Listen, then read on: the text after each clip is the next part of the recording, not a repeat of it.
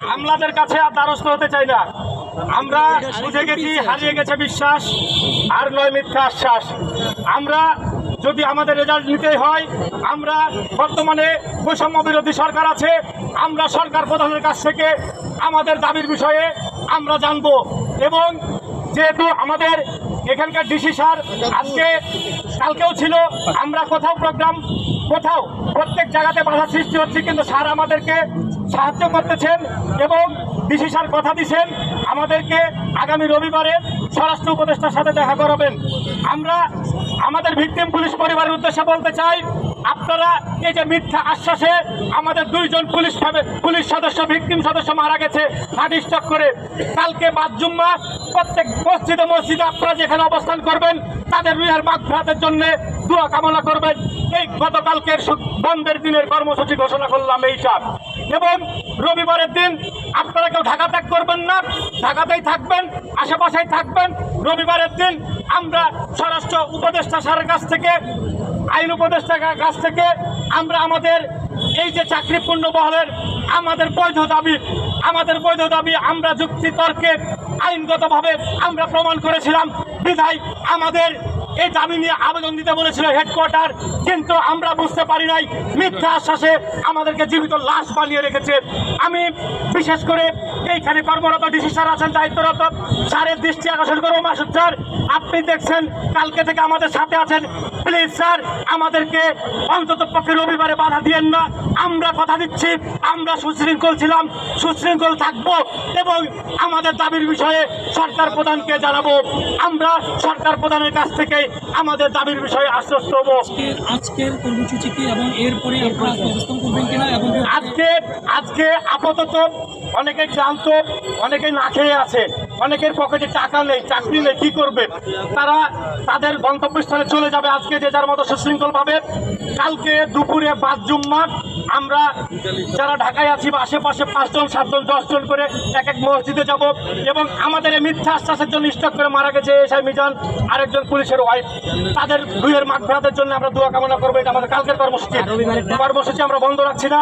রবিবারের দিন সকাল 9টার সময় আমরা প্রতিনিধির দল এইখানে মাসুদ স্যারের কাছে আসবেন, এই স্যারের আশ্বাস অনুযায়ী যাবে, আর আমরা পুলিশ হেডকোয়ার্টারের সামনে অবস্থান করব যেখানে আজকে অবস্থান করছিলাম। আমরা যারা এই যে সাব ইন্সপেক্টর থেকে কনস্টেবল, সিভিল স্টাফ যাদেরকে আসলে অন্যায়ভাবে চাকরিচ্যুত করা হয়েছে, আমাদের একটা বিষয় ছিল যে এটা একটা নিরপেক্ষ সরকার, এখানে মানবিক দিক বিবেচনা করেও এবং বিষয়গুলো রিভিউ করতে চাইছিল। এগুলো এখন গতকালকে আমরা বুঝতে পারছি এবং আমরা পুলিশ হেডকোয়ার্টারের কাছে আসলে রেজাল্টের অপেক্ষায় যাচ্ছিলাম। আজকে একটা মিটিং চলতেছে, তো আমরা বুঝতে পারলাম স্যারদের কথা শুনে যে ওনারা আগে এখন বলতেছে আমরা আইনের বাইরে যাব না।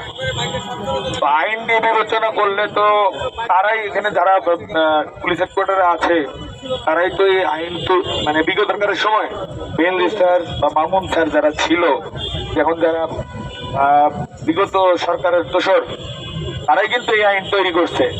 এই আইন তৈরি করে শুধু পাবলিক জনগণের বিপক্ষে ব্যবহার করেনি, পুলিশের বিরুদ্ধেও কিন্তু ইয়ে করছে। যারা একটু প্রতিবাদী ছিল এবং তাদের অন্যায়ের প্রতিবাদ করছে বা সাই দেয়নি, তাদেরকে কিন্তু ডিপার্টমেন্ট থেকে দূর করছে।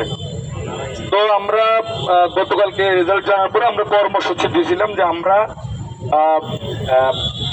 আর কোনো মানে স্লোগান নাই, আর কোনো আমরা সুশৃঙ্খল আন্দোলন যেহেতু করেছিলাম, আমরা নীরব ভূমিকা পালন করে প্রতিবাদ করব, মানে প্রতিবাদ জানাবো আমাদের এই নিরপেক্ষ সরকারের কাছে। তো বললাম যে আমরা আজকে সেই কারণে এখানে আসছিলাম। আসার পরে আমরা স্বরাষ্ট্র উপদেষ্টা স্যার, আমরা ক্রিয়া উপদেষ্টা আসিফ স্যার, আইন উপদেষ্টা আসিফ নজরুল স্যারের সাথে দেখা করতে চাইছিলাম, কিন্তু আজকে যেহেতু যমুনাতে সম্ভবত প্রোগ্রাম, তারা কেউ সচিবালয়ে নাই। পরবর্তীতে আমরা সিনিয়র সচিব আজিমুল গনি স্যারের সাথে দেখা করার কথা বললে উনি নিপ্রিয় দায়িত্বে লেগে আমরা ঠিক 1 মিনিট কথা বলতে পারছি এবং আমরা বলতে স্যার আমরা বিগত সরকারের সময় বৈষম্য শিকার এবং আমাদের চাকরিচ্যুত করা হয়েছে। উনি বলছে যে আওয়ামী লীগ সরকার কি সব খারাপ কাজ করছে। তারপরে আমরা যখন একটা ক্যাটাগরির কথা বললাম যে আমাদের এরকম একটা কথা বলতেই খুবই রাগান্বিত হয়ে আমাদের বলছে যে এই বেটা তুই কি আমাকে আইন শিখাস? এটার প্রমাণ আমাদের কাছে আছে, যদি মিডিয়ার ভাইয়েরা চান প্রমাণ দিতে পারবো। উনি এরকম খারাপ আচরণ করতে পারে না। উনি নিজেও, আমরা শুনছি যে আমি বিরুদ্ধে কথা বলতেছি না, আমরা আসলে প্রতিবাদী ছিলাম, অন্যায়ের প্রতিবাদী। আমরা ওনাদের এই এতগুলো পরিবার, 2200 পরিবারের যদি 4 জন সদস্য করে ধরেন কতগুলো সদস্য, তাদের যে হাহাকার, তাদের মনের কথা বলতে আমরা এই 5 জন সদস্যকে ছিলাম। তাহলে কি 1 মিনিটে বলে দুর্ব্যবহার করে করতে পারে? তারপরে আমার মনে ব্যবহার করছে, খারাপ ব্যবহার করছে। এখন ঘটনা হচ্ছে আমরা ইনাদের কাছে আমরা বিচার পাবো না। আমরা যারা এই নিরপেক্ষ সরকারে আছে, যেমন উপদেষ্টা স্যাররা আছে, আমরা তাদের সাথে ছাড়া আর কোনো কথা বলবো না।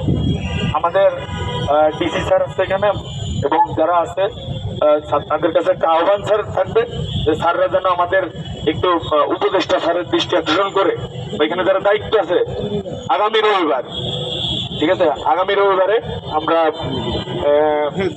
একটা